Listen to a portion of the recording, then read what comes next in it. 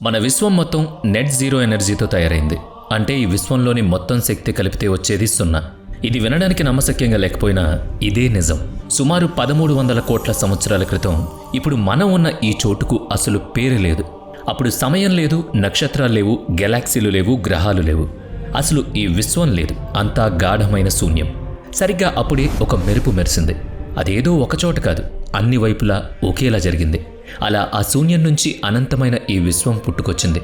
నక్షత్రాలతో నిండిన గెలాక్సీలు, గ్రహాలు ఏర్పడ్డాయి. ఈరోజు మనం ఇక్కడ ఉండడానికి కారణం అది. విశ్వం పుట్టుక గురించి మనం ఇప్పటిదాకా చదువుకున్న బిగ్ బ్యాంగ్ సిద్ధాంతం ఇదే. కానీ అసలు ఏమీ లేని శూన్యం నుంచి ఇంత పెద్ద విశ్వం ఎలా తయారైందనే సందేహం మీకు ఎప్పుడైనా వచ్చిందా? ఏ పదార్థం లేనప్పుడు నక్షత్రాలు, గ్రహాలు, చివరకు మనం ఎలా పుట్టాం? అసలు ఈ విశ్వం ఎలా ఏర్పడింది? ఇది ఎప్పుడు ఎలా అంతమవుతుంది? మల్టీవర్స్ అనేది నిజంగా ఉందా? ప్యారలల్ యూనివర్స్, ఇతర డైమెన్షన్లలో ఉండే జీవులు నిజమేనా? అసలు ఈ విశ్వం పుట్టడానికి, నడవడానికి దేవుడి అవసరం ఉందా? ఈ ప్రశ్నలు ఎప్పుడూ మన మదిలో మెదులుతూనే ఉంటాయి. అది మంచు యుగం. భూమి మొత్తం మంచుతో కప్పబడి ఉంది. గడ్డకట్టిన సముద్రం మీద ఏదో వింత జంతువులు పరిగెత్తుకుంటూ రావడం మనకు కనిపించింది. చూడ్డానికి అది ఏనుగులా ఉంది. కానీ దాని భారీ శరీరం, నోటి నుంచి బయటకొచ్చిన పెద్ద దంతాలు చూస్తుంటే ఇప్పటి ఏనుగులకు దీనికి చాలా తేడా ఉంది. ఎందుకంటే అవి మమూత్లు. అంత బలమైన శరీరం, శక్తి ఉన్నప్పటికీ వేల సంవత్సరాల క్రితమే అవి భూమి మీద అంతరించిపోయాయి. కేవలం మమూత్లు మాత్రమే కాదు, దాదాపు 6.5 కోట్ల సంవత్సరాల క్రితం ఈ భూమిని ఏలిన రాక్షస బల్లులు చూడండి. వాటి బలం, వేటాడే తత్వం ముందు అప్పట్లో ఏ ప్రాణి నిలబడలేదు. అయినా సరే ఈరోజు అవి కనుమరుగైపోయాయి. ఇంకా చెప్పాలంటే అంతరించిపోయిన ఆ జంతువులను తిరిగి భూమి మీదకు తెచ్చేంత సాంకేతిక పరిజ్ఞానం ఇప్పుడు మన దగ్గర ఉంది. దీనికి ఉదాహరణే ఈ డైర్ వోల్స్. ఇక్కడ ప్రశ్న వస్తుంది. ఒకప్పుడు జంతువుల కాళ్ల కింద తిరిగే చిన్న జీవుల నుంచి ఈరోజు అంతరించిపోయిన వాటిని బ్రతికించే స్థాయికి మనం ఎదిగాం. మరి అలాంటప్పుడు మనల్ని సృష్టించి ఈ విశ్వానికి సంబంధించిన గణితాన్ని, భౌతిక శాస్త్రాన్ని డిజైన్ చేసిన శక్తివంతమైన జీవులు ఈ విశ్వంలో ఉండే అవకాశం లేదా? వినడానికి ఇది వింతగా ఉన్నా ఇదే నిజం. మన భౌతిక శాస్త్రం, గణిత సిద్ధాంతాలు కూడా ఇదే చెబుతున్నాయి. ఈ విశ్వం పుట్టుకకు దేవుడితో పని లేదని అవి నిరూపిస్తున్నాయి. అసలు ఇది ఎలా సాధ్యం? ఒకసారి ఊహించుకోండి. మీరు గాఢాంధకారంలో, ఖాళీ ప్రదేశంలో ఉన్నారు. అసలు ఏం కనిపించడం లేదు. కానీ ఈ విశ్వం ఎలా పుట్టింది? కేవలం శూన్యం మాత్రమే ఉందప్పుడు. అప్పుడు అకస్మాత్తుగా ఒక చిన్న మెరుపు వస్తుంది. ఆ మెరుపు నుంచి ఈ విశ్వం మొత్తం పుడుతుంది. అంతరిక్షం, సమయం, శక్తి పదార్థం, నువ్వు, నేను అన్నీ ఇక్కడ నుంచే పుట్టాయి. ఇదెలా సాధ్యం అనేదే ఇప్పుడు అతిపెద్ద ప్రశ్న. మొదట్లో అసలు ఏమీ లేనప్పుడు ఇదంతా ఎక్కడి నుంచి వచ్చింది? ఈ ప్రశ్నకు సమాధానం దొరకాలంటే మనం 1948లో నెదర్లాండ్స్లోని ఫిలిప్స్ రీసెర్చ్ ల్యాబొరేటరీకి వెళ్ళాలి. అక్కడ హెన్రిక్ కాస్మిక్ అనే శాస్త్రవేత్త ఒక గాజు పాత్రలో 2 లోహపు పలకల మధ్య ఒక వింత ఆకర్షణ శక్తిని గమనించాడు. అది అయస్కాంత శక్తి కాదు, గురుత్వాకర్షణ కాదు, విద్యుత్ శక్తి కూడా కాదు. అది క్వాంటమ్ అట్రాక్షన్. అది ఎక్కడంటే గాలి, వెలుతురు పదార్థం ఏమీ లేని ఒక మూసి ఉన్న పాత్రలో. అంటే పూర్తిగా ఏమీ లేని శూన్యంలో అన్నమాట. ఈ ప్రయోగం వల్ల 77 సంవత్సరాల క్రితమే మనకు విశ్వానికి సంబంధించిన ఒక ప్రాథమిక సూత్రం తెలిసింది. అదేంటంటే అసలు శూన్యం అనేది లేదు. ఖాళీ ప్రదేశం కూడా నిజంగా ఖాళీగా ఉండదు. క్వాంటమ్ మెకానిక్స్ ప్రకారం మీకు విశ్వంలోని పదార్థాన్ని, రేడియేషన్ని అన్నిటినీ తీసేసినా సరే ఆ శూన్యం పూర్తిగా ఖాళీగా ఉండదు. క్వాంటమ్ ఫిజిక్స్ ప్రకారం శూన్యం అనేది ఒక సముద్రం లాంటిది. అందులో చిన్న చిన్న వర్చువల్ పార్టికల్స్ మరియు యాంటీ పార్టికల్స్ జంటలుగా అకస్మాత్తుగా పుట్టుకొస్తాయి. అవి వెంటనే ఒకదానితో ఒకటి ఢీకొని మాయమైపోతాయి. ఇదంతా ఎంత వేగంగా, ఎంత చిన్న స్థాయిలో జరుగుతుందంటే మనం ఆ కణాలను నేరుగా చూడలేంత. ఇప్పుడు మీకు ఒక సందేహం రావచ్చు. క్వాంటమ్ ఫ్లక్చుయేషన్స్ జరగాలంటే సమయం కావాలి కదా? విశ్వం పుట్టుకకు ముందు అసలు సమయమే లేనప్పుడు ఇదెలా సాధ్యమని మీరు అడగొచ్చు. కానీ అది నిజం కాదు. క్వాంటమ్ ఫ్లక్చుయేషన్లో కణాలు నిరంతరం పుడుతూ ఉంటాయి. ఇది మనం చెప్పుకున్నప్పుడు ఏదో గడియారం నడుస్తున్నట్లు, సమయం గడుస్తున్నట్లు మనకు అనిపిస్తుంది. కానీ క్వాంటమ్ మెకానిక్స్ లెక్కలు వేరు. అక్కడ అసలు సమయమే ఉండదు. ఎందుకంటే ఈ కణాలు పుట్టడాన్ని, అంతమవ్వడాన్ని మనం ఖచ్చితంగా నిర్వచించలేం. వాటిలో ఎప్పుడూ అనిశ్చితి ఉంటుంది. ఆ అనిశ్చితి సమయానికి అతీతంగా కూడా ఉంటుంది. మనం మన ప్రపంచంలో ఏదైనా సంఘటన గురించి చెప్పాలంటే ముందు, తర్వాత అని మాట్లాడుకుంటాం. కానీ క్వాంటమ్ స్థాయిలో ఇవేవి వర్తించవు. అక్కడ గతం, భవిష్యత్తు, వర్తమానం అనే లాజిక్ ఏది పనిచేయదు. అందుకే బయట సమయం అనేది లేకపోయినా ఆ శూన్యంలో క్వాంటమ్ ఫ్లక్చుయేషన్స్ జరుగుతూనే ఉన్నాయి. ఇక్కడే శాస్త్రవేత్తలకు ఒక అద్భుతమైన ఆలోచన వచ్చింది. ఈ విశ్వం మొత్తం ఒక భారీ క్వాంటమ్ ఫ్లక్చుయేషన్ వల్ల ఏర్పడిందా? నోబెల్ బహుమతి గెలుచుకున్న భౌతిక శాస్త్రవేత్త ఎడ్వర్డ్ ట్రియన్ కూడా ఇదే అంటున్నారు. కానీ అదే నిజమైతే క్వాంటమ్ ఫ్లక్చుయేషన్ వల్ల పుట్టిన ఈ విశ్వం చాలా చిన్నగా, అంటే సూక్ష్మ స్థాయిలో ఉండాలి. మరి ఇంత అనంతమైన విశ్వం ఎక్కడి నుంచి వచ్చింది? పైన క్వాంటం ఫ్లక్చుయేషన్లో పదార్థం మరియు యాంటీ పదార్థం సమానంగా ఏర్పడి ఒకదానితో ఒకటి ఢీకొని అంతమైపోయాయి కదా. అలాంటప్పుడు ఈ విశ్వం పుట్టిన వెంటనే నాశనం అయిపోయి ఉండాలి. మరి ఈ రోజు అది ఎలా ఉంది? ఈ ప్రశ్నలకు సమాధానాలు మనం ముందు తెలుసుకుందాం. కానీ అంతకంటే ముందు మీకు ఒక ఆశ్చర్యకరమైన విషయం చెప్పాలి. ఈ విషయం తెలిసిన నేను కూడా షాక్ అయ్యాను. అనేక మంది భౌతిక శాస్త్రవేత్తల పరిశోధనల ప్రకారం మన విశ్వం యొక్క మొత్తం శక్తి 0. అవును, మీరు విన్నది నిజమే, 0.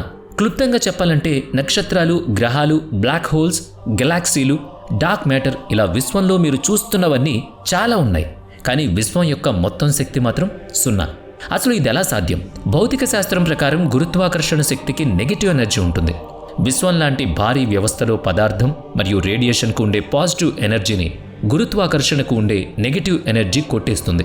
అంటే విశ్వం యొక్క మొత్తం లెక్క ఇలా ఉంటుందన్నమాట. డార్క్ మ్యాటర్, నక్షత్రాలు, కాంతి మరియు మనం చూసే పదార్థాలు వీటన్నిటి పాజిటివ్ ఎనర్జీ వాటన్నిటి పట్టి ఉంటే వాటన్నిటినీ పట్టి ఉంచే గురుత్వాకర్షణ నెగిటివ్ ఎనర్జీకి సమానంగా ఉంటుంది. దీనివల్ల విశ్వం యొక్క శక్తి ఖచ్చితంగా 0 లేదా దానికి దగ్గరగా ఉంటుంది. దీన్ని సులభంగా అర్థం చేసుకోవాలంటే 2 వస్తువులు ఒకదానికొకటి ఆకర్షించుకుంటున్నాయి అనుకోండి. వాటిని దూరం చేయడానికి మీరు కొంత పాజిటివ్ ఎనర్జీని ఉపయోగించాలి. అంటే అవి అలా కలిసి ఉండడం అనేది ఒక రకమైన నెగిటివ్ పొటెన్షియల్ ఎనర్జీ అన్నమాట. అందుకే భౌతిక శాస్త్రవేత్తలు దీన్ని విశ్వంలోని పాజిటివ్ ఎనర్జీతో కలిపి కొట్టివేస్తారు. అలెన్ గుత్ లాంటి కాస్మోలాజిస్టులు అందుకే ఈ విశ్వాన్ని అల్టిమేట్ ఫ్రీ లంచ్ అని పిలుస్తారు. అంటే మీకు ఇక్కడ కావాల్సినవన్నీ దొరుకుతాయి, కానీ చివరికి బిల్లు మాత్రం 0 అన్నమాట. పాజిటివ్ పదార్థం మరియు నెగిటివ్ గురుత్వాకర్షణ కలిపితే మొత్తం 0 అవుతుంది. అయినా సరే గెలాక్సీలు, నక్షత్రాలు, జీవం అన్నీ ఉన్నాయి. భౌతిక శాస్త్రం చెప్పేది నిజమే అయితే ఈ విశ్వం నిజంగానే నెట్ జీరో స్థితిలో ఉంది.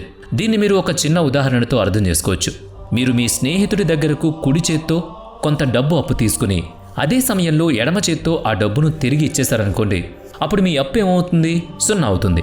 శక్తి 0గా ఉండడం వల్ల మరో విషయం అర్థమవుతుంది. ఈ స్థితిలో శూన్యం నుంచి క్వాంటం ఫ్లక్చుయేషన్ ద్వారా విశ్వం పుట్టొచ్చు. నోబెల్ బహుమతి గ్రహీత ఎడ్వర్డ్ ట్రియన్ ప్రకారం ఈ విశ్వం శూన్యంలో అకస్మాత్తుగా జరిగిన ఒక కదలిక. శూన్యంలో చిన్న వర్చువల్ కణాలు పుడుతూ చనిపోతూ ఉంటాయి కదా. అలాగే ఎక్కడో ఒకసారి చాలా అరుదుగా ఒక పెద్ద క్వాంటం ఫ్లక్చుయేషన్ జరిగి ఒక చిన్న విశ్వం పుట్టుండొచ్చు. బహుశా మన విశ్వం కూడా అలాగే పుట్టిందేమో. కానీ క్వాంటం ఫ్లక్చుయేషన్ సాధారణంగా చిన్న కణాలను మాత్రమే సృష్టిస్తుంది. మరి ఆ లెక్కన చూస్తే ర్యాండమ్ క్వాంటం ఫ్లక్చుయేషన్ వల్ల ఒక సూక్ష్మమైన విశ్వం మాత్రమే పుట్టాలి. మరి అనంతమైన ఈ బ్రహ్మాండం ఎక్కడి నుంచి వచ్చింది? దీనికి సమాధానం 1940లో అలెన్ గుత్ ప్రతిపాదించిన కాస్మిక్ ఇన్ఫ్లేషన్ సిద్ధాంతంలో దొరుకుతుంది.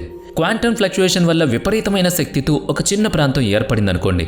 దాని లోపల ఇన్ఫ్లేషన్ ఫీల్డ్ లేదా ఇన్ఫ్లటాన్ అనే ఒక ప్రత్యేకమైన శక్తి పనిచేస్తే ఆ చిన్న ప్రాంతం ఒక్కసారిగా విపరీతంగా విస్తరిస్తుంది. అది కాంతి వేగం కంటే ఎన్నో రెట్లు వేగంగా జరుగుతుందన్నమాట.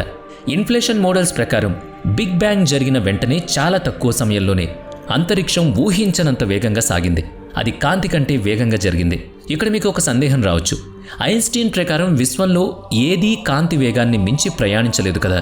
మరి విశ్వం కాంతి కంటే వేగంగా ఎలా విస్తరించింది? దీనికి సమాధానం రిలేటివిటీ సిద్ధాంతంలో ఉంది. ఐన్స్టీన్ చెప్పిన వేగ పరిమితి అంతరిక్షంలో ప్రయాణించే వస్తువులకు మాత్రమే వర్తిస్తుంది, అంతరిక్షానికే వర్తించదు. క్లుప్తంగా చెప్పాలంటే అంతరిక్షం కాంతి వేగం కంటే వేగంగా విస్తరించగలుగుతుంది. ఈ కాస్మిక్ ఇన్ఫ్లేషన్ అనేది ఏదో సినిమా కథ కాదు. బిగ్ బ్యాంగ్ జరిగిన వెంటనే ఇది నిజంగా జరిగిందనడానికి మనకు విశ్వంలో ఆధారాలు కూడా దొరికాయి. అంటే ఇది నిజమైన పరిశీలనల ఆధారంగా చెప్పిన మాటే. ఉదాహరణకు ఈ విశ్వం ఎంత దూరాల వరకు చూసినా ఒకేలా చదునుగా కనిపిస్తుంది. సాధారణంగా జరిగే విస్తరణ వల్ల ఇది సాధ్యం కాదు. ఇన్ఫ్లేషన్ అనే ప్రక్రియ వల్లే విశ్వం పుట్టిన తర్వాత అంత భారీగా సాగదీయబడింది. అందుకే విశ్వంలోని ప్రతి ప్రాంతం మనకొక చదునుగా ఉన్న గీతలా కనిపిస్తుంది. దీన్ని మీరు ఒక చిన్న ఉదాహరణతో అర్థం చేసుకోవచ్చు. మనం భూమి మీద ఉన్నప్పుడు భూమి బల్లపరుపుగా ఉన్నట్టే అనిపిస్తుంది. ఎందుకంటే భూమితో పోలిస్తే మన పరిమాణం చాలా చిన్నదే. చాలా పైకి వెళితే తప్ప మనం భూమి వంపును చూడలేం. అలాగే విశ్వం విషయంలో కూడా మనం అంత ఎత్తుకు వెళ్ళి విశ్వం యొక్క నిజమైన వంపుని చూడడం దాదాపు అసంభవం. కాస్మిక్ ఇన్ఫ్లేషన్ ఏం చెబుతుందంటే మొదట్లో జరిగిన చిన్న క్వాంటం ఫ్లక్చుయేషన్ని ఇన్ఫ్లేషన్ సాగదీసి పెద్దవిగా మార్చింది. అవి తర్వాత గెలాక్సీలు, క్లస్టర్లుగా మారాయి. బిగ్ బ్యాంగ్ జరిగినప్పటి వేడి తాలూకు ఆనవాళ్లు ఇప్పటికీ కాస్మిక్ మైక్రోవేవ్ బ్యాక్గ్రౌండ్ రూపంలో ఉన్నాయి. అందుకే కనిపించే ఉష్ణోగ్రత మార్పులు ఇన్ఫ్లేషన్ మరియు క్వాంటం ఫ్లక్చుయేషన్ నమూనాలతో సరిపోలుతూ ఉంటాయి.